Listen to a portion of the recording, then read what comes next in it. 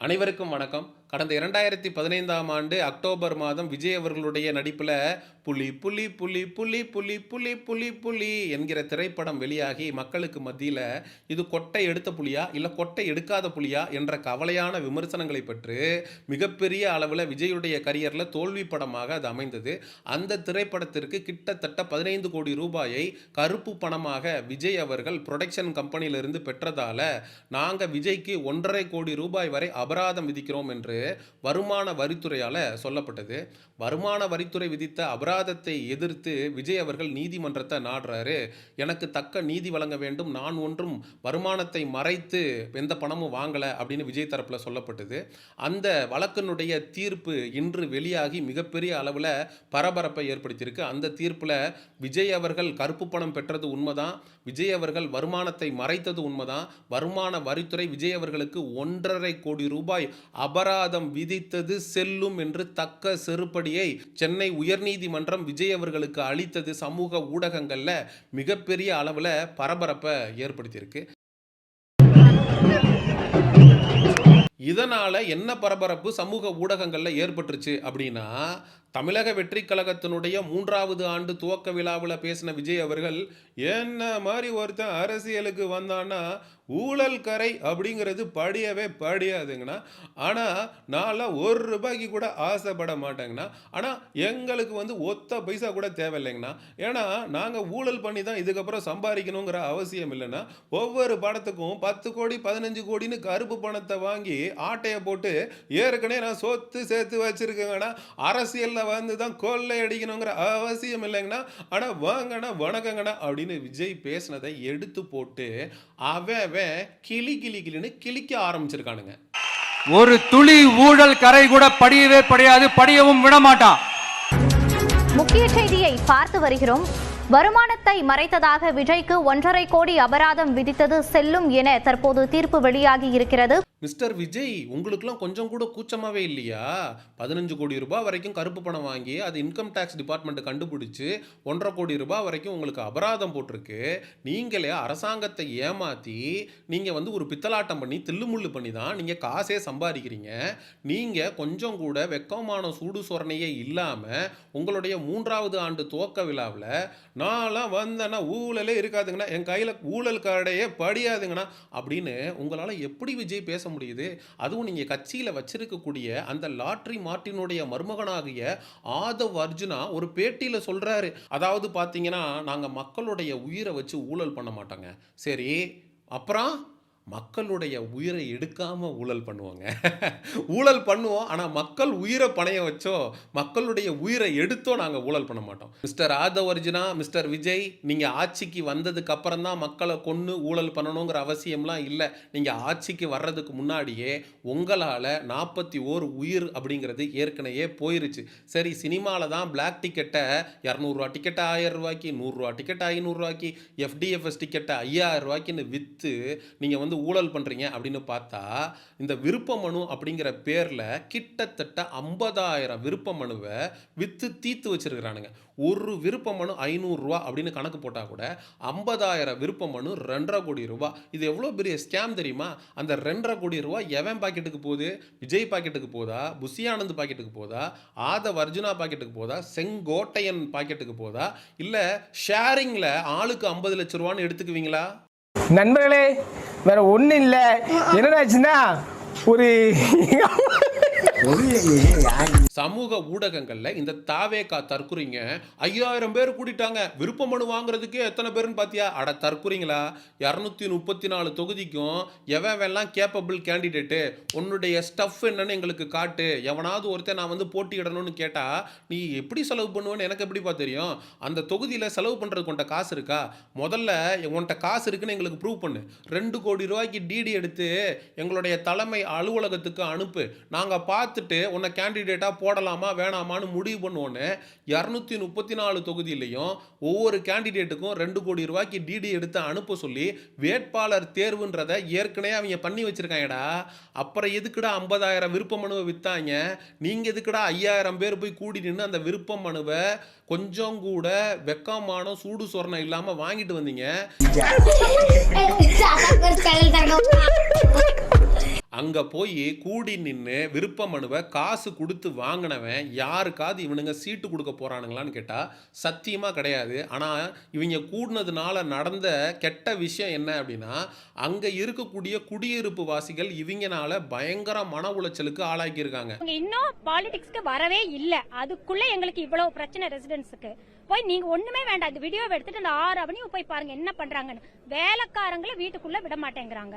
அந்த ஓனர் வந்து இவங்க கிட்ட கெஞ்சி வேலைக்காரங்களை உள்ள கூட்டிட்டு போக வேண்டியிருக்கு. எல்லா அவனையும் பேரிகேட் போட்டு வச்சிருக்காங்க. யார் இவங்களுக்கெல்லாம் பர்மிஷன் கொடுக்கறது? அங்க டோட்டலா பேரிகார்டை போட வேண்டியது, காரை வந்து வீட்டுக்கு வெளியில கேட்டுக்கு வெளியில பார்க் பண்ண வேண்டியது. இவங்க அந்த வீட்டில் அந்த ஏரியாவில் வந்து அந்த ஈசிஆர்ல தங்கி இருக்கிறவங்க கதறாங்க. ஒரு பெரியவர்லாம் புலம்புறாரு இங்கிலீஷ்லயே. 11 avenues are blocked. So residents, they cannot block. Okay, you want to block, you block one. இந்த ரோட்ல இருந்து நடந்து வரட்டும். அந்த பெரியவர் புலம்புறாரு. ஒரு தாவேகா தற்குறி அவர் மீடியா முன்னாடி பேசிட்டு இருக்கும்போது அவரை மிரட்டுறான். இல்ல இவரே பேசணும், இவரே பேசுறாரு. நீ ஒரு ஸ்பாட்ல தான் இருக்கு. உங்ககிட்ட நான் பேச விரும்பல. நீங்க மாத்தி சொல்றீங்களா? நான் உங்ககிட்ட பேச விரும்பல. நான் உங்ககிட்ட பேச விரும்பல. உங்ககிட்ட பேச விரும்பல. நீ பேசக்கூடாது. நீ பேசக்கூடாது. நீங்க என்ன சார் பேசுறீங்க? அடே அவரை பேச விடுறா, எதுக்குடா மிரட்டுற? கேமரா இருக்கு முன்னாடி, மைக் இருக்கிறதுக்கு முன்னாடியே நீ அந்த பெரியவரை பேச விட மாட்டற, நீ மிரட்டுற அப்படின்னா கேமரா மைக் இல்லைன்னா அந்த ஏரியாவில் இருக்கக்கூடிய பொதுமக்களை எந்த அளவுக்கு இவனுங்க மென்டல் டார்ச்சர் பண்ணியிருப்பானுங்க. ஆட்சி அதிகாரத்துக்கு வர்றதுக்கு முன்னாடியே இவனுங்க இந்த ஆட்டம் போடுறானுங்கன்னா வந்ததுக்கு அப்புறம் இவனுங்க என்ன ஆட்டம் போடுவானுங்க. பாவம் அந்த ஏரியாவில் இருக்கக்கூடிய அந்த வயசான ஆன்ட்டிங்கெல்லாம் புலம்புறாங்க. நாங்கள் மெட்ராஸில் சிட்டிக்குள்ள காரு பஸ்ஸு ஸ்மோக்கு அப்படின்னு வாழ முடியாமல் தான் கோடி கணக்கில் காசை போட்டு இங்கே ஃப்ளாட் வாங்கி இங்கே வீடு கட்டி இங்கே குடியேறி ஒரு வாழ்க்கையை பீஸ்ஃபுல்லாக வாழ்ந்துட்டுருக்கோம். எந்த நேரத்தில் இந்த ஆள் கட்சி ஆரம்பித்தானோ அப்போ இருந்து எங்கள் தூக்கம் போச்சு, எங்களுடைய டே டு டே ஆக்டிவிட்டீஸ் போச்சு, எங்களால் எதுவுமே பண்ண முடியல. இவங்க டெய்லி 1000 கணக்கில் கூடி எங்களுடைய குடியை கெடுக்கிறானுங்க, எங்களால் அங்கே வாழவே முடியலன்னு அங்கே இருக்கக்கூடிய ஆண்டிங்கெல்லாம் புலம்புறாங்க. பாவம். பேரிகேட்ஸ் போடுறதுக்கு உங்களுக்கு என்ன ரைட்ஸ்? ஆமா, இப்போ இவ்வளவு பேர் இங்க வந்திருக்காங்களே, இவங்க வீட்டுக்கு முன்னாடி நின்னா சும்மா இருப்பாங்களா? காரை பார்க் பண்றாங்க, சாப்பிட்டுட்டு குப்பை ஃபுல்லா போட்டுட்டு போறாங்க. எங்களை இப்படி போகாதீங்க அப்படி போகாதுன்றாங்க. கார் வந்தா விட மாட்டேன்றாங்க. அப்புறம் இதுக்கு மேல அது இல்லாம சண்டை போடுறாங்க. பொதுமக்களுக்கு இடையூறாக இருக்கக்கூடிய இந்த தாவேகா தற்குறிகள் மீது காவல்துறை எடுக்கக்கூடிய நடவடிக்கை என்ன? மீடியாவுக்கு முன்னாடி வந்து பேசும்போது அந்த பெரியவரை ஒருத்தன் மிரட்டுறான்.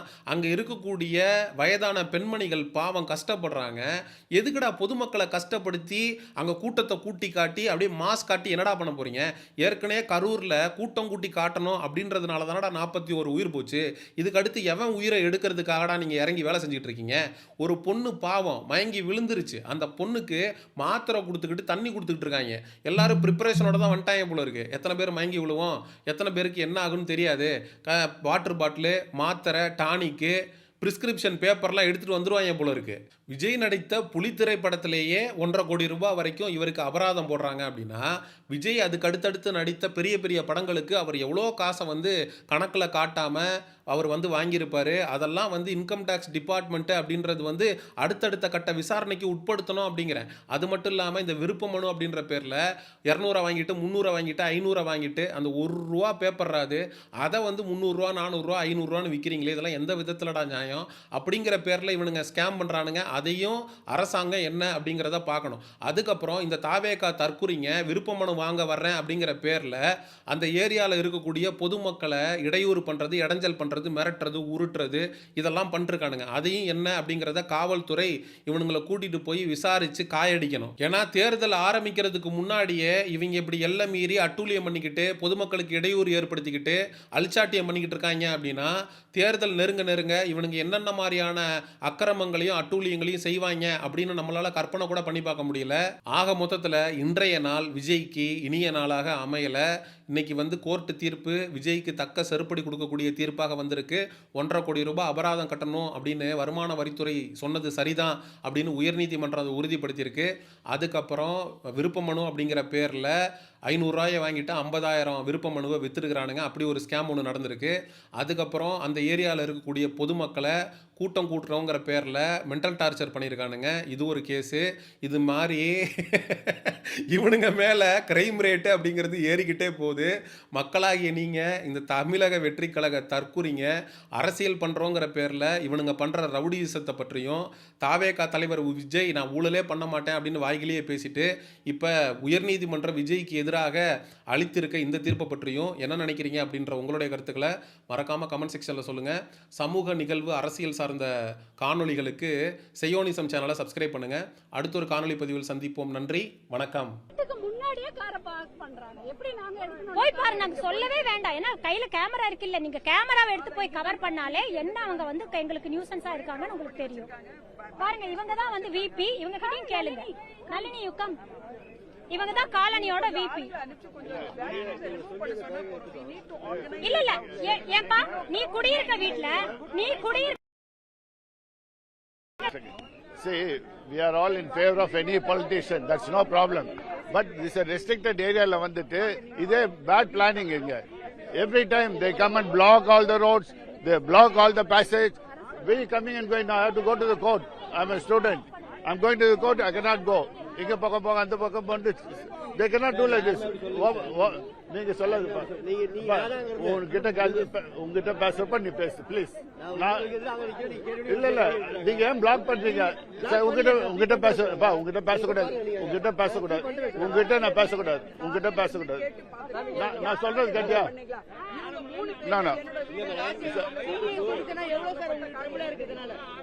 Not able to come out of the house, not able to go anywhere. People are chasing us. இங்க போ அங்க போ சுத்திட்டு. சார் இவர் ஏன் பேசணும்? இல்ல இவர் ஏன் பேசுறாரு? நீ ஒரு ஸ்பாட்ல தான் இருக்கு. உங்ககிட்ட நான் பேச விரும்பல. நான் உங்ககிட்ட பேச விரும்பல. உங்ககிட்ட பேச நீ பேசக்கூடாது. அலோவ் பண்றதுக்கு நீங்க யாருங்க? இது நாங்க எடுக்கிற இடம், டாக்ஸ் நாங்க கட்டுறோம். நீங்க என்ன சொல்றது எங்களை அலோவ் பண்றது? பேரிகேட் ஏன் போட்டீங்க? நீங்க பேரிகேட்ஸ் போடுறதுக்கு உங்களுக்கு என்ன rights?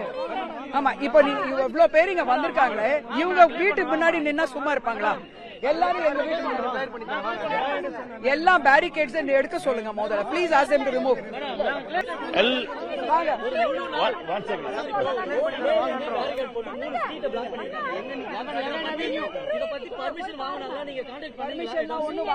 They have not taken any permission for anything. They have done it. No cars will come inside. Police madam, அவங்க இன்ஸ்பெக்டர் சொல்லிருக்காங்க பேரிகேட்ஸ் போடுறதுக்கு யாருக்கும் ரைட்ஸ் கிடையாது. That is the truth. Police சொல்லிருக்காங்க, பட் போட்டிருக்காங்க. அதனால தான் நாங்க இங்க போலாம். Let's go.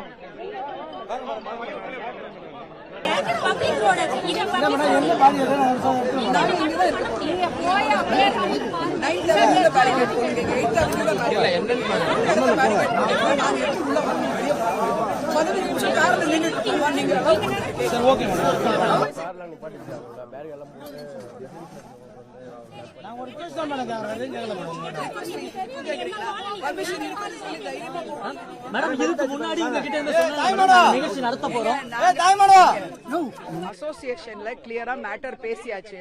அவங்க வந்து இல்லங்க பேரிகேட் பண்ண போட்டோம், எந்த விதமான பாதிப்பும் இருக்காதுன்னு அவங்க கேரண்டி கொடுத்திருக்காங்க. இப்போ இது பாதிப்பு இருக்கா இல்லையான்னு நீங்களே கொஞ்சம் வீடியோ எடுத்து பாருங்க. இல்லங்க, அதெல்லாம் பர்மிஷன்லாம் யாரும் கேட்கல. வேண்டான்னு தான் சொல்லிட்டு இருக்காங்க. என்னென்ன டிசைட் பண்ணாங்கன்னு அந்த லிஸ்டே இருக்குது. ஆமா, உங்களுக்கு வேணும்னா நாங்க வீடியோ காமிக்கிறேன். இப்படி பண்ணோம் அப்படி பண்ணோம் நல்லா டிசைட் பண்ணிட்டு ஒண்ணு கூட பண்ணல. எல்லா இடத்துலயும் எங்களுக்கு எல்லா விதத்திலயும் பாதிப்பு. How do we live here? பூசன் Ananda, mister Bussy Anand எங்கன்னு தெரியல, அவர்கிட்ட தான் பேசியிருக்காங்க. அவங்க சுச்சரிதா ராவ் தான் பிரசிடென்ட், அவங்க சுச்சரிதா குமார், அவங்க வந்து அந்த புஷி ஆனந்த் அவர்கிட்ட பேசிட்டு ஒண்ணுமே இருக்காது, ப்ராப்ளம் இருக்காதுன்னு தான் சொன்னாரு. இது நீங்களே பார்த்து சொல்லுங்க, இது ப்ராப்ளம் இருக்கா இல்லையா? பிரசிடென்ட் கிட்ட பேசி no complaints, we are not interested in complaints. I am not interested in making this into a big issue. We want people to move around. Get that? We want people to move around. We want the roads to be cleared. Nobody has got the right to go ahead and stop everything. One lesson we can spread, not in residential area. Small request. Everybody should win. Everybody should come up. But not in residential. 12 avenues பாதிப்பு. 12 avenues பாதிப்பு. Disturbance. வேற ஒரு பிரச்சனை கிடையாது. 11th Avenue. Captain Venkat Rajaram. Not army ship captain. I'm a student also. I'm a lawyer student. He's a lawyer, by the way. Fine. Yeah, that's all. You must regulate this in such a way that nobody does anything in residential area. Tomorrow, I don't want to tell the name. I will tell you. Tomorrow, Ramdas will start. He's also got office. Mr. Ramdas. Our start pannar. It will become a political area. Residential area. So please have it in. Same thing happened in Anniversary also. So it's all. This is too much. Right. Welcome. It is too much. எவ்வளவுதான் சும்மா இருக்கு? இப்ப இதுக்கு முன்னாடி நாங்க வந்து பேசலையே. உங்க கட்சி ஆள் தான் கொடுக்கணும், உங்க தலைமை தான் சொல்லணும். இனிமேல் நாங்க இருக்க ரெசிடென்ட்ஸ்க்கு ட்ரபிள் கொடுக்க மாட்டோம். நாங்க இனிமேல் கல்யாண மண்டபத்துல வச்சுப்போம், இல்ல ஹையர் பண்ணி எங்கன்னா பெரிய மண்டபம் இல்ல கிரவுண்ட் எடுத்து பண்ணுவோம். இங்க இருக்கவங்க ஆமா எவ்வளவு அங்க பின்னாடி எவ்வளவு ஒரு ஓபன் ஸ்பேஸ் இருக்கு, அங்க போய் பண்ண வேண்டியதானங்க. இவங்க ஆபீஸ்க்குள்ள என்னவோ பண்ணிக்கிட்டோம், நாங்க அதை பத்தி கேட்கல. பட் ரோடுல இங்க போக கூடாது, அங்க போக கூடாது, எங்க கார் போக கூடாதுன்றதெல்லாம் என்ன நியாயம் இது? Please look into it. நீங்க தான் மீடியா பீப்புள் தான் ஹெல்ப் பண்ணணும்.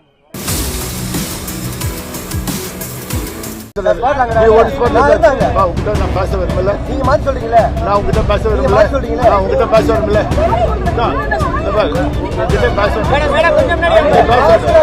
மண்டபம் இருக்கா இல்லையா? அல்ல வேற இடம் இல்லையா உங்களுக்கு? எங்க ரெசிடென்ஸ்ல தான் வந்து இதெல்லாம் பண்ணணுமா? சொல்லுங்க. ஒரு நியாயம் வேண்டாம்.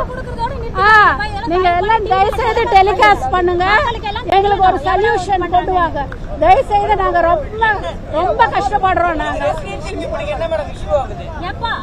இதுதாங்க காரை கொண்டாந்து ஃபுல்லா பார்க் பண்ணிடுறாங்க. இங்க பாருங்க, காரை பார்க் பண்றாங்க, சாப்பிட்டு குப்பை ஃபுல்லா போட்டுட்டு போறாங்க. எங்களை இப்படி போகாதீங்க அப்படி போகாதுன்றாங்க, கார் வந்தா விட மாட்டேன்றாங்க. அப்புறம் இதுக்கு மேல அது இல்லாம சண்டை போடுறாங்க, எதனா சொன்னா நகர மாட்டேன்றாங்க.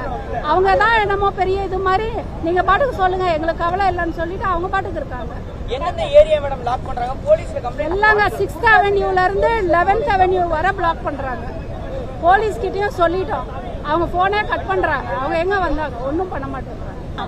அங்க போய் நீங்க ஒண்ணுமே வேண்டாம், இந்த 6 அவென்யூ கவர் பண்ணுங்க. நீங்க என்ன இஷ்யூன்னு உங்களுக்கே தெரியும். ஒரு நாள் 2 நாள் இல்லைங்க, இதை நாங்க மாச கணக்கா நாங்க இது பண்ணிட்டு தான் ரெசிடென்ட்ஸ் வந்து இப்பவே வெளியில வர ஆரம்பிச்சிருக்கோம். ஏன்னா இது எங்களால கண்ட்ரோல் பண்ண முடியல. இவங்க இன்னும் பாலிடிக்ஸ்க்கு வரவே இல்ல, அதுக்குள்ள எங்களுக்கு இவ்வளவு பிரச்சனை ரெசிடென்ட்ஸுக்கு. போய் நீங்க ஒண்ணுமே வேண்டாம், இந்த வீடியோவை எடுத்துட்டு இந்த 6 அவென்யூ போய் பாருங்க என்ன பண்றாங்கன்னு. வேலைக்காரங்களை வீட்டுக்குள்ள விட மாட்டேங்கிறாங்க. அந்த ஓனர் வந்து இவங்க கிட்ட கெஞ்சி வேலைக்காரங்களை உள்ள கூட்டிட்டு போக வேண்டியது. எல்லா அவனையும் பேரிகேட் போட்டு வச்சிருக்காங்க. யார் இவங்களுக்கெல்லாம் பர்மிஷன் கொடுக்கறது? ஏட்டுக்கு முன்னாடியே காரை பார்க் பண்றாங்க. எப்படி நாங்க போய் பாரு, நாங்க சொல்லவே வேண்டாம். ஏன்னா கையில கேமரா இருக்கு இல்ல, நீங்க கேமராவை எடுத்து போய் கவர் பண்ணாலே என்ன அவங்க வந்து எங்களுக்கு நியூசன்ஸா இருக்காங்கன்னு உங்களுக்கு தெரியும். We are all in favor of any politician. That's no problem. But it's a restricted area. La vandittu idhe bad planning illa. Every time they come and block all the roads. They block all the passage. We coming and going. Now I have to go to the court. I'm a student. I'm going to the court. I cannot go. Inga pakam poga anta pakam pondu. They cannot do like this. நீங்க சொல்லுங்க. நீங்க யாராங்கறத உங்ககிட்ட பேசப்ப நீ பேசு please. இல்ல நீங்க ஏன் black பண்றீங்க? உங்ககிட்ட பேசப்பா, உங்ககிட்ட பேசக்கூடாது, உங்ககிட்ட நான் பேசக்கூடாது. நான் சொல்றது கேட்டியா?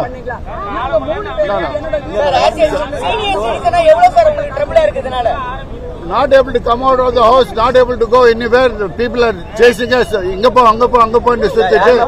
சரி, மிஸ்டர் புஷி ஆனந்த் எங்கன்னு தெரியல, அவர்கிட்ட தான் பேசியிருக்காங்க. அவங்க சுஜரிதா ராவ் தான் பிரசிடென்ட், அவங்க சுஜரிதா குமார். அவங்க வந்து அந்த புஷி ஆனந்த் அவர்கிட்ட பேசிட்டு ஒண்ணுமே இருக்காது, ப்ராப்ளம் இருக்காதுன்னு தான் சொன்னாரு. நீங்களே பார்த்து சொல்லுங்க, இது ப்ராப்ளம் இருக்கா இல்லையா?